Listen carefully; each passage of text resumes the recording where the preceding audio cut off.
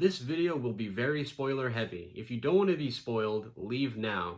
Did you even know there are new episodes? If you didn't, please watch everything that is currently available and enjoy the rest of the video. Hello everyone and welcome back to another prediction video. It's been a while since I've talked about Danganronpa F, but that's because there wasn't really anything left to talk about. However, thanks to the new episodes, we absolutely have stuff to talk about now. I spent last weekend getting caught up, so I'll give you a quick rundown of what happened. There was the evocation discussion, the first free time events, the party and Korza's game, the first motive was revealed, and the first major death of Danganronpa F. So that's quite a lot to discuss, and I want to take a moment to give my thoughts on the episodes themselves. The episodes themselves were really entertaining.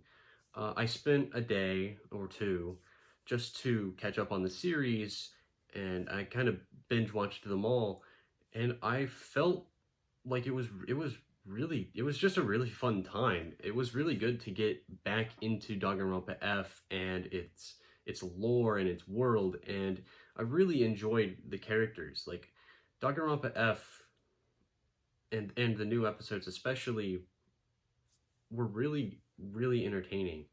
It was really cool to watch the free time events and the social butterflies and see characters interact with each other in like the Fire Emblem three houses support style, but also cool to see how much the cast interacts with Enigma, because during the free time events, Enigma gets to talk to literally everyone in the cast because it's the first free time events, and it's really cool to see how much the characters really like Enigma. Like, if you really think about it, the cast of Danganronpa F and the free time events, they really, like, Enigma hits it off with literally everyone in the cast. So it was really entertaining to watch those free time events, and a lot of the plot progression in episodes 6, 7, and 8, a lot of the plot progression in those episodes was actually really interesting. There was a lot about like the evocation discussion. That was interesting. That was new, completely brand new. It was really interesting the way they went about that, and they also used that like logo up in the top right, which is finally like how that becomes important to the game's motif. And it's like, oh, there's that. It was really interesting. And episode 7 was, of course, I thought episode 7 was where the party and Korza's game came into play. Now, I thought episode 7 was setting up the motive.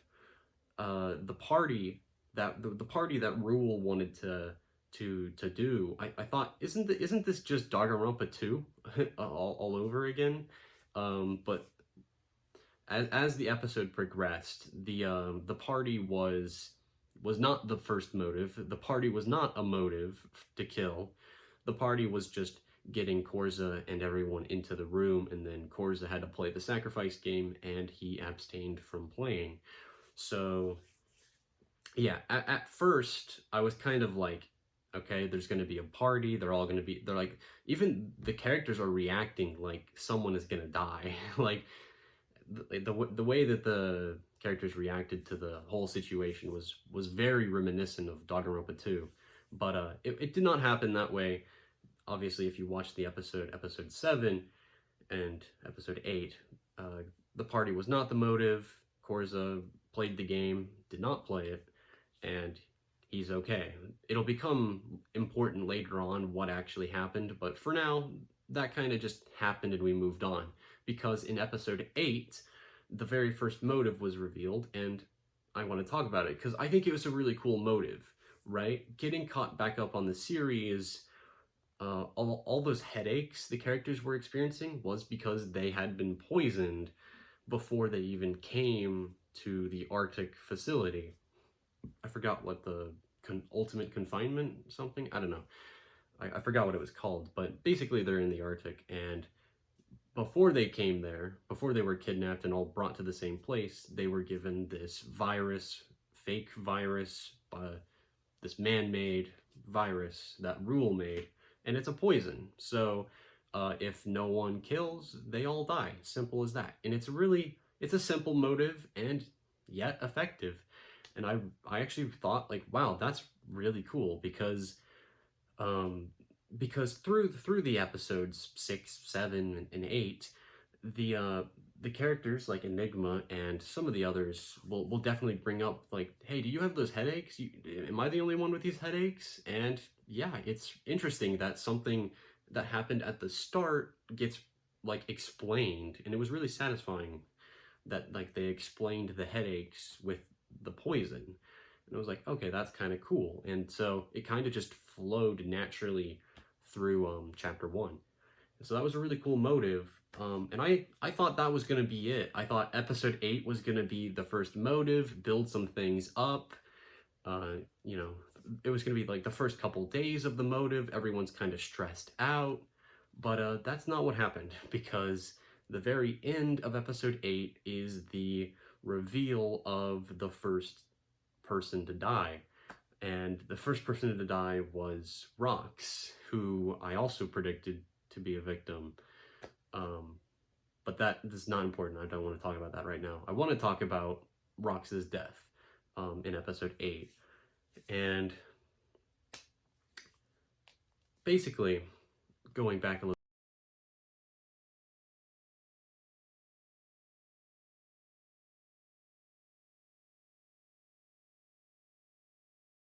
Um, so the episode ends with Rox's body being discovered, and that's all we get. We don't. The investigation has not been released yet. We are waiting on new episodes.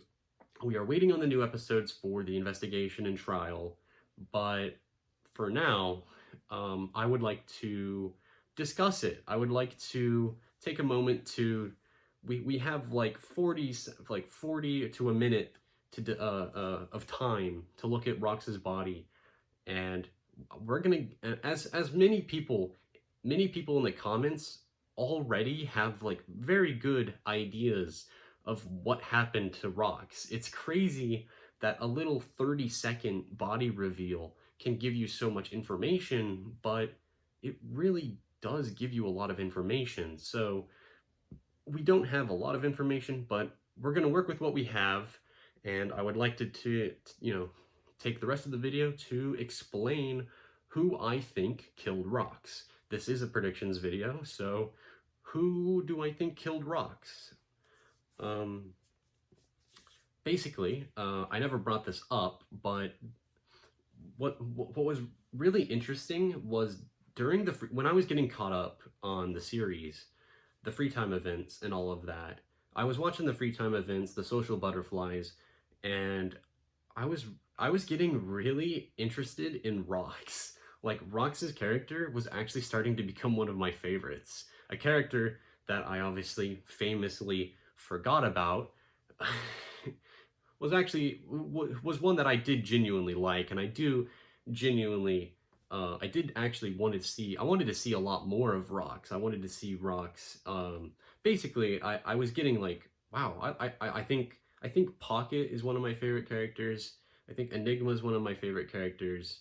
Rock is one of my favorite characters because I like his design. But then I think Rox is one of my favorite characters because of her ultimate talent and her personality, and yeah, her personality. Yeah, and the way she interacts with characters, of course. But that because of those free time events, boom, she's the first one to die. It was like, I was just starting to really like Rox, and then they killed Rox.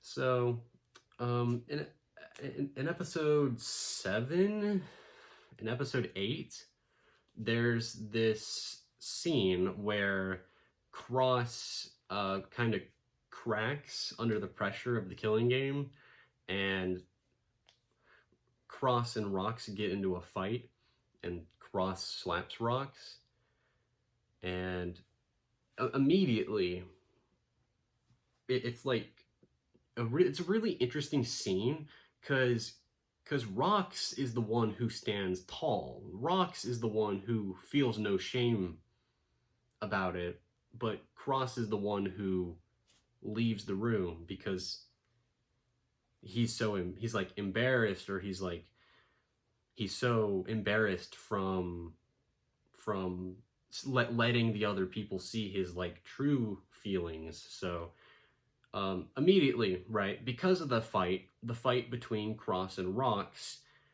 it could be assumed that Cross is the one that killed Rox, right? That Cross, maybe Cross had an axe to grind, right? Right? Rox tried to be all cool, and then Cross is like, you know what? You're gone. I'm gonna I'm gonna take you out. It's possible. It's possible, right? It very clearly has a narrative. It has a narrative callback. It has a motive. So if Cross was the killer of Rox, it does make sense. However, I don't know. Does it make sense? As I said, we don't really have a lot of evidence, and the only evidence we have is this assumption that Cross and Rox got into a fight, so obviously that means Cross is the one that killed her. It's just an assumption. There's like no evidence there. Um, and I'm just gonna say it, right? If I was the killer of Rox in this scenario, I would definitely try to frame Cross in this trial. I'm pretty sure the trial, this chapter 1 trial, is going to be the killer trying to frame Cross, because the killer knows the rivalry between the two of them. So all the real killer just has to blame Cross and get everyone to vote for Cross. That's all they have to do, except they're going to investigate the body and find out that that's not true. So yeah, as far as that goes, that theory is interesting, but I really don't think it's the obvious killer, and I don't think it's the right killer. I don't think Cross is going to be the chapter 1 killer, and I think Cross has a lot more needed character development later going on through the game. So someone else I think is a little bit suspicious is Pocket.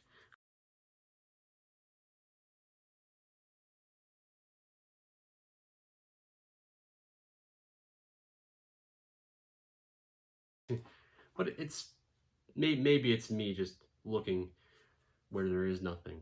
Um, I would also like to talk about Rox, the investigation, right? The reveal is that Rox's body was hung or maybe strangled, but her body is clearly like hung up on a rope. And the only person who knows, the like name a more iconic duo, Rox and a hanging and a noose, right? A noose and Rox, name a better duo, because the only person who knows anything about the noose is Enigma, because Rox told Enigma that her brother committed suicide. Trying not to take light of it, but it did happen, and Rox told only Enigma this story. The only person who knows this story is Enigma. So maybe the killer also knew, maybe someone was eavesdropping. It's really odd. It's odd that this one little detail, this one little story that Rox says is somehow related to the trial. It's something that I think some people in the comments talked about, and I also noticed that Rox's body is hung up by a noose. So maybe the killer wanted to kill her the same way. It's really dark, but maybe it just, out of all the murder weapons, they went with that one. So yeah, maybe it's just odd. Someone else, I think a lot of the fan favorite killer is Twin, for no reason. Because like I said, we're basically just pointing our fingers and hoping it works. a lot of the comments believe that Twin will be a killer because he's the ultimate voice actor. That's it's very popular. Many people think Twin will be a killer because he can do his ultimate voice actor shenanigans. He can pretend to be someone else. We actually saw it. We saw Twin do it in like one of the earlier videos. His voice acting was that good, and it was actually pretty impressive. I'm not gonna lie. Uh, I think it was completely two different voice actors, but shut up. In universe, it was the same voice actor. Um, yeah, I think a lot of people want Twin to be a killer. That's just how it is, right? He would be a very comical.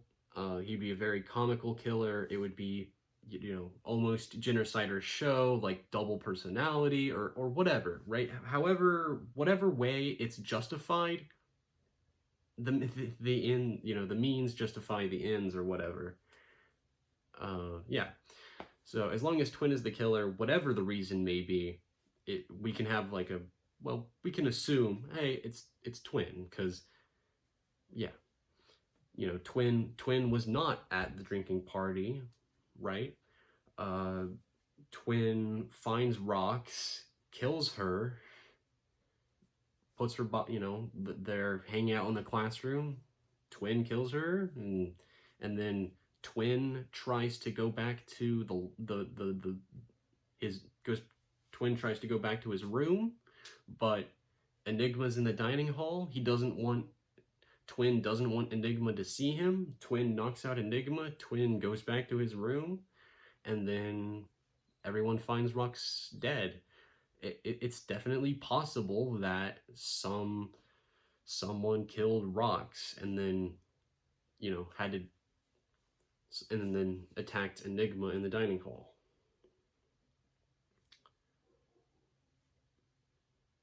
The only thing is, I don't really think it was Twin. This is a very popular theory that a lot of people suggest, but I don't think it's true. I don't think Twin was the killer. We just don't know yet. If Twin could be the killer, but that's like no better than shooting a dart and, you know, on a spinning wheel and expecting it to land on someone randomly. It's boop. It's like just throwing a dart and hoping it works. There's not really any good evidence to prove it other than the fans want it. And yeah, I think, you know, I think Twin very much could be a killer. I think I called him a killer in my video, but right now the investigation hasn't happened yet, and so we don't really know. And I'm just gonna leave it at that. Now it's time for my two final predictions. Before we wrap up the video, I think, you know, I have two pretty good theories, and I think I've got it. I think I've got it. Now, it's gonna take a good explanation here, but stay with me. I think the killer that killed Rocks could have been Rissy. Now, some of you might laugh because you might think that's impossible. You might be the writer. You might be the writer of Danganronpa watching. The writer of Danganronpa F, Crosspaw, you might be watching, but I think it could be Rissy.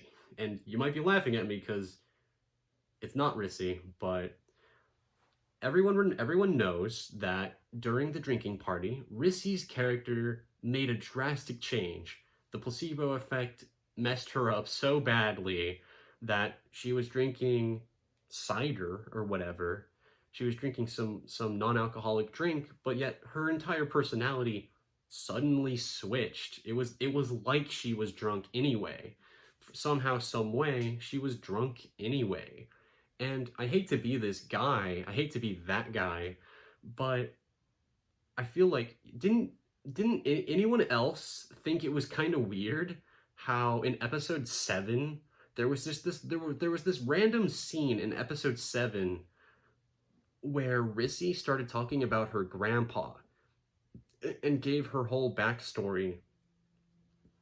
I mean, it was good. I mean, a lot of characters got their backstory introduced during the last couple episodes, but it just felt so oddly timed. It was like Rissy was going to die and then move on. It was, it's kind of like Rock's backstory in like episode 4. They just kind of put Rock's backstory in there and then set up a death flag, and then Rock didn't die. So, but anyway, it was definitely like a death flag had been raised for Rissy.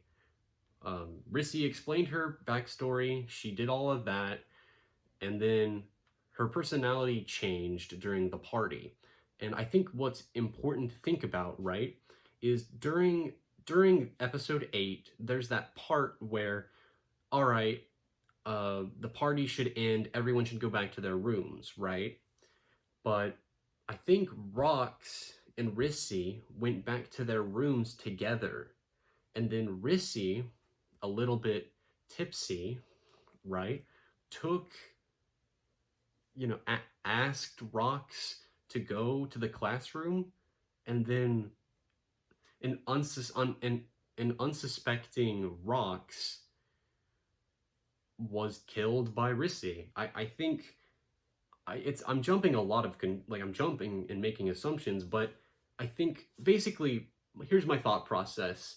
Rissy in that scene seems like the most harmless person, and seems like the one person who you wouldn't expect, right? You would think the killer for this case would be someone who wasn't at the dining party. But I think the great twist is that the killer was at the dining party, knocked out Enigma, and was not someone knocked out Enigma, and it was not a strong man like Grisp. It was a small girl like Rissy, and Rissy just got the advantage of Enigma.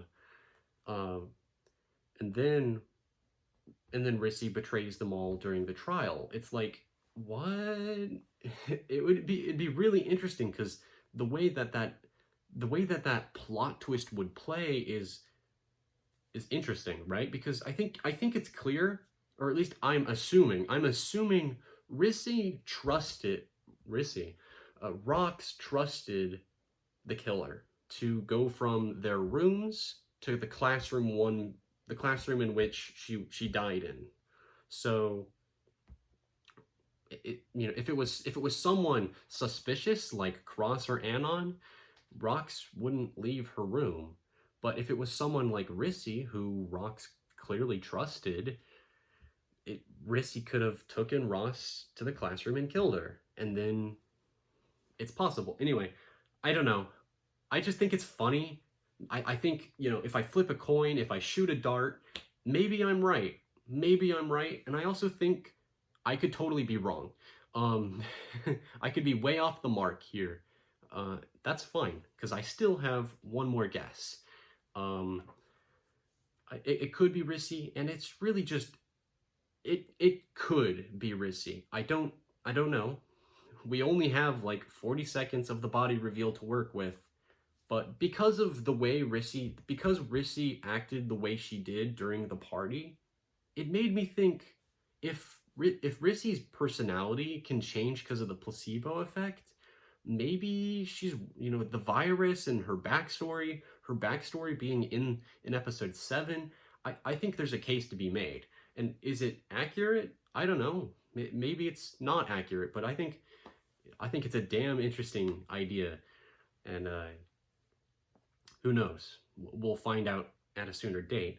But the final guess, and this is it. I think this is totally. I think this is what Crosspaw and his writing team, which I think is just him.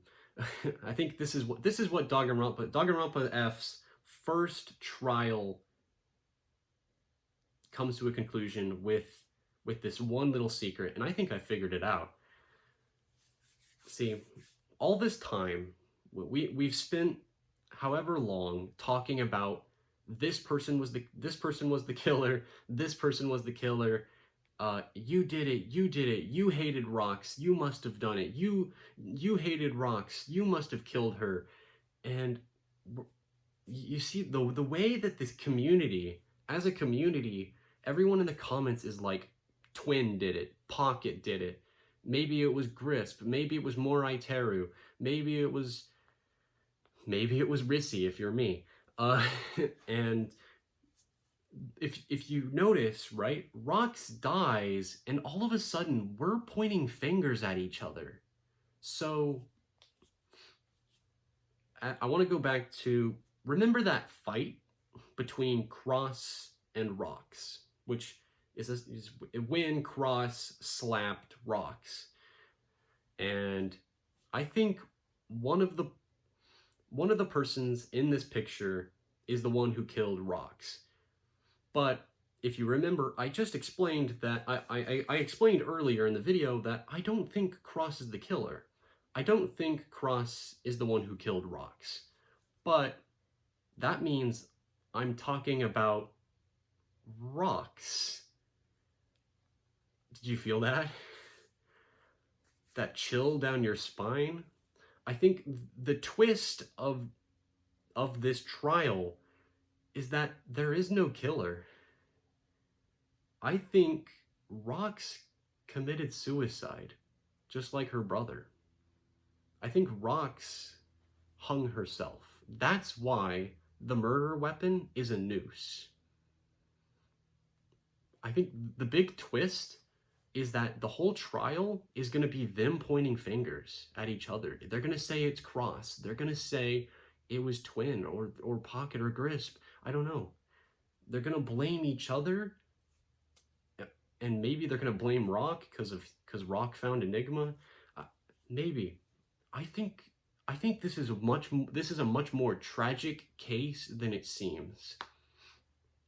The reason the murder weapon is a noose is because Rox killed herself. If you guys remember, the motive is a virus that was injected into all of them. And if nobody kills anybody, then the virus kills them all, basically. And Rox told Enigma that she moved away from her parents, and her brother committed suicide because he was stuck in his little world. He was confined within a cage, and Rox got to live the best life she ever wanted. And she didn't realize how damaged he was until it was too late. And so I think what truly happened is that because of that motive where there was a time limit, the fact that there was a time limit, everyone was going to die, and I think Rox killed herself, right? Cross slaps Rox. Rox decides to, right? Like, everyone's sick, everyone is panicking because of the virus, right? For like a day, most people are like in their rooms, and they can't even get out of bed because the virus is that bad. And so Rox and basically everyone is panicking because of this motive. But on day 2, Rox is the one who decides to hold a drinking party. She gathers everyone in the dining hall. She gathers her friends in the dining hall. Enigma shows up. Pocket comes. It's a great time, right? Everyone has a good time drinking and talking about, past love lives and whatnot. And it's a really entertaining scene, and it's really wholesome, but it's also really tragic if you think that after the dining party, Rox goes and kills herself. So when they discover her body, they hold a trial, find out that Rox hung herself, and the virus is removed from everyone's body, and all 15 of them get to live. All 15 get to live to chapter 2, and then the second motive is introduced, and congratulations, Rule gets what he wanted, a killing game. The killing game has begun because people are dying, and Yeah. So I think it's a little bit it's a bit of a jump in logic, but I do think I think it's a very good theory. It's a very plausible theory, and it very well could be the truth. The thing is, it's temporary, and it's just my hypothesis. It's just a theory. I don't know if it's true, but I do think if this trial is going anywhere, and if this trial is trying to do something that Danganronpa, the real Danganronpa, has never done before, that would be it. Is throw in another suicide case. I hate to like label it that way or normalize it like that, but you know, it is true. Of course, we will have to wait a couple of months, or just 1 month, hopefully, until episode 9 comes out. I really cannot wait. I cannot wait to watch the next couple episodes of Danganronpa F. And if you would like to go watch Danganronpa F, go check them out in the description down below and watch the whole series, or just go subscribe to their channel and watch the series when it comes out. I am totally excited for the next couple episodes. So, you know, go check them out. They deserve a lot of credit. I'm really happy where the series is going. Like, I think Danganronpa F is so well made and so well written.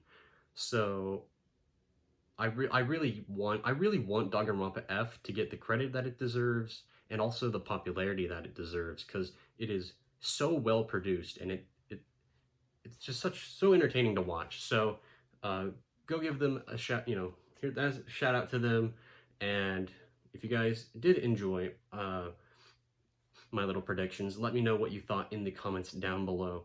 I thought, you know, they're all very viable predictions. So let me know what you thought in the comments down below, and maybe your thoughts on what the next couple episodes will be about. And if you guys did enjoy, make sure to leave a like and a comment down below, and hit the subscribe button to get all the videos that I make, and especially the next time that I make a Danganronpa F video. So subscribe if you feel like it. It really helps the channel out, and it's been a good time. Thank you guys so much for watching. I'll see you all next time. Bye-bye!